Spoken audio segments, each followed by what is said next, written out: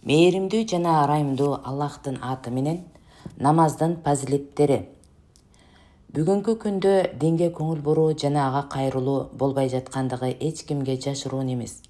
Жада калса, жалпы уламалардын көз карашында эң негизги ыймандан кийин келип бүткүл фарздардын улуусу намаз.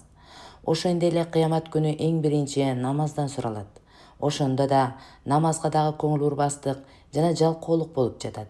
Мындан да аша чаап кетип, динге тарта турган сөздөр кулакка да жетпейт. Жана табликтин таркатуунун эч бир сүрөтү пайдалуу да көрүнбөйт. Тажрыйбадан пайгамбарыбыз саллаллаху алейхи вассалам айтып кеткен сөздөрдү элдерге жеткирүүгө аракет кылынса деген ой келди. Ушул нерседе эгер кыйынчылыктар болсо да, бул мен үчүн чоң дөөлөт. Алла Таала буюрса анын ыйык сөздөрү акылдуу инсандарга жана динге каршылыгы жок адамдарга жакшы таасир берет деген үмүттөмүн. Мындан сырткары ушул иштин негизинде достордун бактылуу болуусуна үмүт өтө эле чоң жана таза ниеттүү досторумдун бул иш туурасында өтүнүчү да бар эле. Ошондуктан ушул кичинекей китепчеде намаз тууралуу бир нече хадистердин котормосун сунуш кылам. Себеби таблик туурасында менин таблик фазилеттери деген китепчем басылып чыккан. Мына ошол себептен таблик туурасында экинчи китеп катарында намаздын фазилеттери деп атадым. Намаз окуган адамдар негизинен 3 түрдүү болушат. Биринчиси намазга башынан баштап эле көңүл бурбайт. Экинчилери намаз окушкандар, бирок жамаат менен окуганга көңүл бурушпайт. Үчүнчү делинген адамдар намаз окушат жана жамаат менен дагы окушат, бирок көңүл бурбастан, эптеп-септеп эле окушат. Ошого байланыштуу ушул 3 мазмунга ылайыкташтырып 3 бөлүктө баяндалып өтөт. Ар бир бөлүктө пайгамбарыбыз саллаллаху алейхи вассаламдын ыйык хадистери жана анын котормосу жазылган. Ошентсе да которгондо кеңейтүүгө жана жеңилдетүүгө көңүл бурулган. Бирок түшүндүрүү жана жакшы түшүнүү максатында түзмө-түз котормого толук көңүл бурулган жок. Андан соң көптөгөн намазга чакыруучулар илимдүү болгондуктан хадистин негизги жана илимдүүлөргө тиешелүү болгон сөздөр арабча берилди. Жөнөкөй элдерге андан пайда деле жок. Ал эми кээде ошол нерселерден дин жеткирүү ишин кылуучуларга керектүү нерселер котормо жана түшүндүрмөлөр менен берилди. Биринчи бөлүм — намаздын зарылчылыгы тууралуу. Ушул бөлүмдө 2 бөлүк бар. Биринчи бөлүк намаздын фазилеттери тууралуу, ал эми экинчи бөлүктө намазды окубай калтыргандыктары үчүн коркутуулар жана аларга бериле турган азаптар жөнүндө хадистер камтылган. Намаздын фазилеттери тууралуу. Абдулла бин Умар разияллаху анхума пайгамбарыбыз саллаллаху алейхи вассаламдан риваят кылат. Исламдын негизги 5 түркүгө курулган. Ла илаха иллаллох Мухаммад Расулаллох келмесине күбөлүк берүү, Алладан башка ибадат кылууга ылайыктуу зат жок жана Мухаммед саллаллаху алейхи вассалам анын пендеси жана элчиси экендигине ишенүү. Намазды тургузуу, зекет берүү, ажыга баруу, Рамазан айында орозо тутуу. Ушул 5 нерсе ыймандын эң чоң жана эң зарыл негиздери. Пайгамбарыбыз саллаллаху алейхи вассалам ушул хадисте исламды 5 түркүктүү бир чатырга окшотуп мисал кылды. Шахадат, күбөлүк келимеси ортоңку түркүк сыяктуу жана калган 4 негиз 4 бурчундагы 4 түркүк сыяктуу. Эгерде ортосундагы түркүк болбой турган болсо, үй эч качан турбайт. Эгер ал өз жайында болуп 4 тарабындагылардын бирөөсү жок боло турган болсо, үй турат. Бирок түркүгү жок жагы кемчиликтүү болуп, ошол жакка кыйшайып турат. Эми ушул хадистен улам өзүбүздүн абалыбызды карайлы. Биз исламды ушул чатырын канчалык деңгээлде тургузганбыз жана исламдын кайсыл түркүгүн биз толук тургуздук. Ушул 5 түркүк өтө зарыл болгондуктан исламдын негизи дээрлинген. Кайсы бир мусулманга анын мусулман болуусу үчүн ушуларды толук аткаруу өтө зарыл. Бирок ыймандан кийин эле эң эле зарыл нерсе намаз. Абдулла бин Масуд разияллаху анху айткан.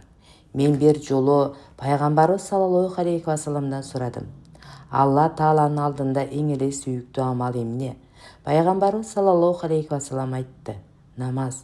Мен андан кийинки амалды сурадым. Пайгамбарыбыз саллаллаху алейхи вассалам айтты: ата-эне менен болгон жакшы мамиле.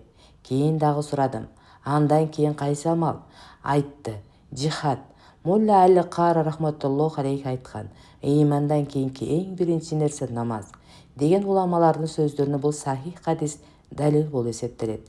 Ошондой эле бул төмөндөгү хадис менен да бекемделет. Алла Таала өзүнүн пенделерине дайындалган эң жакшы амал бул намаз. Башка хадистерде жана сахих хадистерде да ушул мазмун ачыктан ачык келген. Силердин эң эле жакшы амалыңар намаз. Жами Согирде да Саубан Абдулла бин Умар, Салама, Абу Умама, Убада разияллаху анхумдардан ушул хадис айтылган. Абдулла бин Масуд, Аннас разияллаху анхумалардан да өз убагында намаз окуу эң абзел амал экендиги тууралуу айтылып кеткен. Абдулла бин Умар разияллаху анхума жана Умму Фарфа разияллаху анхалардан намазды анын убагына эң баштапкы мезгилде окуу эң жакшы экендиги тууралуу айтылган. Кыскасы булардын бардыгы бири-бирине маанилиш болгон сөздөр. Абу Зар разияллаху анху риваят кылат. Бир жолу пайгамбарыбыз саллаллаху алейхи вассалам күзүндө сыртка чыкты. Дарактардын жалбырактары түшүп турган кез эле. Пайгамбарыбыз саллаллаху алейхи вассалам дарактын бир бутагын колго алганда, бутактын жалбырактары түшө баштады. Пайгамбарыбыз саллаллаху алейхи вассалам айтты: "Эй Абу Зар, мусулман пенде кайсыл мезгил болсо да, чын жүрөктөн Алла үчүн намаз окуса, ушул дарактан жалбырактар күбүлүп түшкөндөй, андан күнөөлөр түшөт. Күз мезгилинде дарактын жалбырагы өтө көп түшөт. Кээ бир дарактарда бир дагы жалбырак калбайт." Пайгамбарыбыз саллаллаху алейхи вассаламдын ушул ыйык сөзүнөн чыгара турган тыянак ихлас менен окулган намаздын таасири менен андан бардык күнөө кечирилет, бири да калбайт. Бирок бир нерсеге көңүл бурушубуз керек. Куран жана хадистин негизинде жана уламалардын аныктоосу боюнча намаз жана башка ибадаттардын себебинен бир гана кичинекей күнөөлөр кечирилет. Чоң күнөөлөр тообо кылмайынча кечирилбейт. Ошондуктан намаз менен биргеликте Алладан тооба жана кечирим суроого да көңүл буруу зарыл. Аны да унутпоо керек.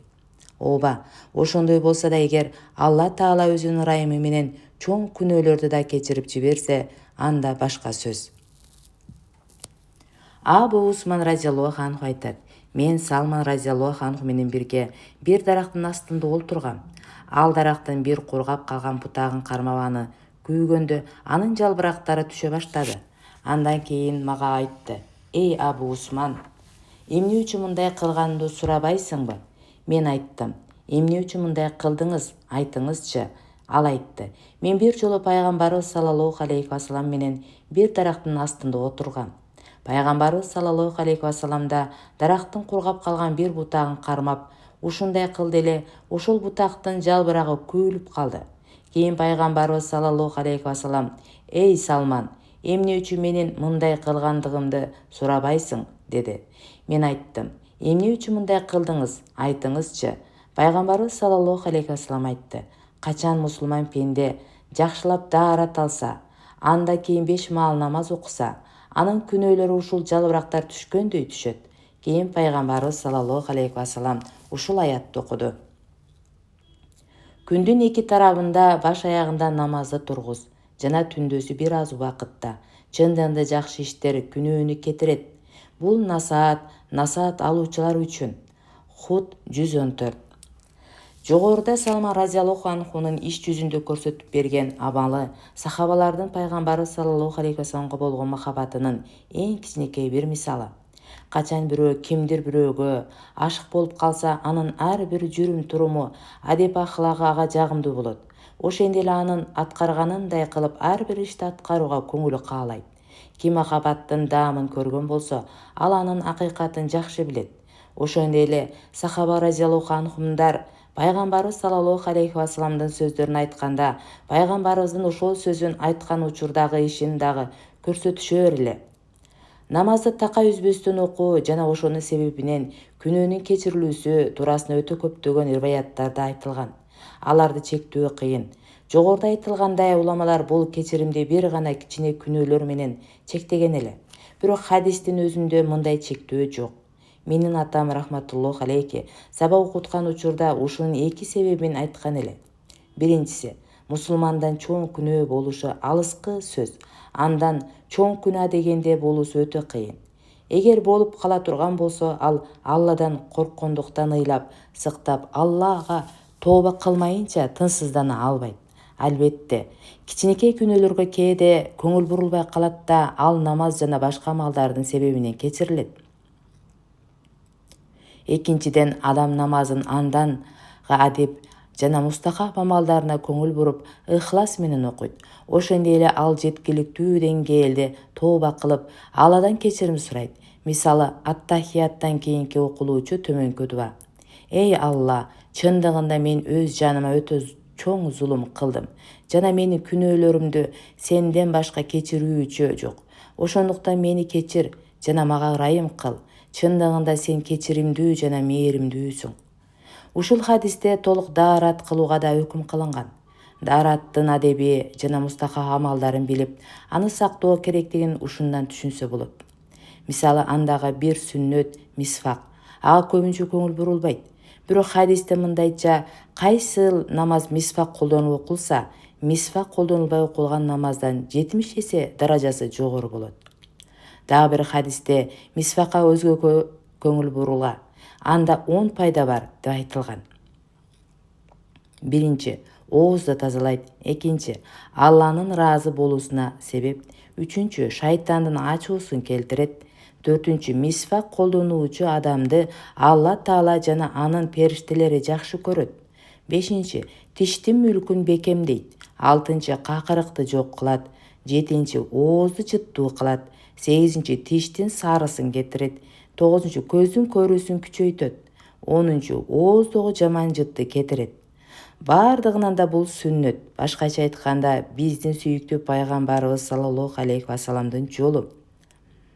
Уламалар жазышкан, мисвакты такай колдонууда 70 пайда бар. Ошолордун бири өлөр учурунда келиме шахадат буйрот. Ал эми апийим колдонууда 70 зыян бар. Алардын эң жаман өлөрдө келиме эсине келбейт. Толук даарат алуу жөнүндө жана анын пайдалары хадистерде өтө эле көп келген. Дааратта жуулган дене мүчөлөрү кыямат күнү нурдуу жана жаркырап турат.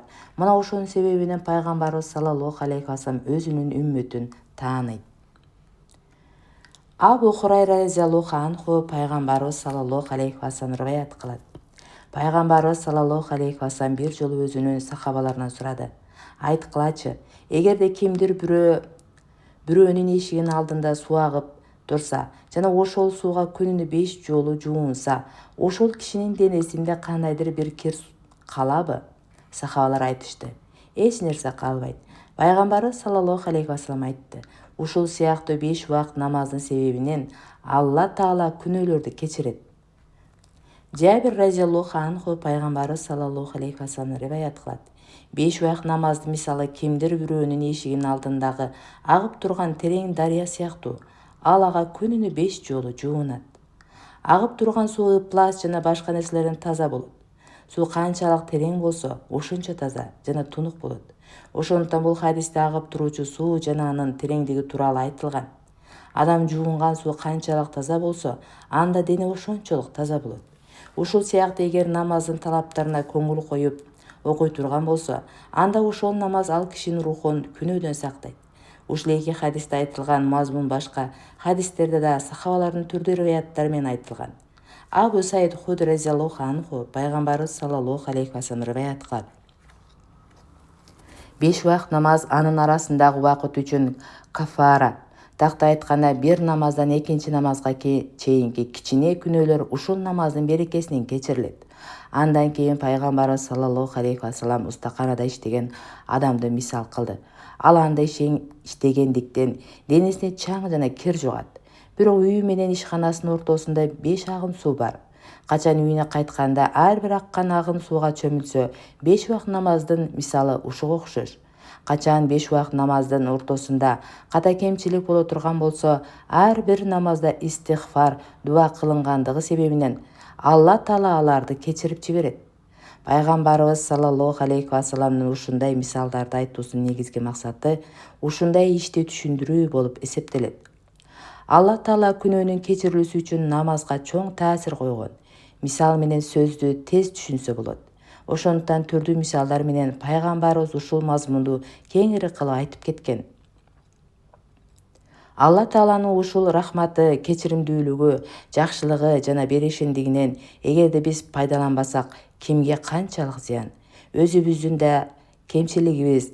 Биз күнөө кылабыз, тоң моюндук кылабыз, өкүмдөрдү аткарбайбыз, айткандарды аткарууда да жалкоолук, сустук кылабыз.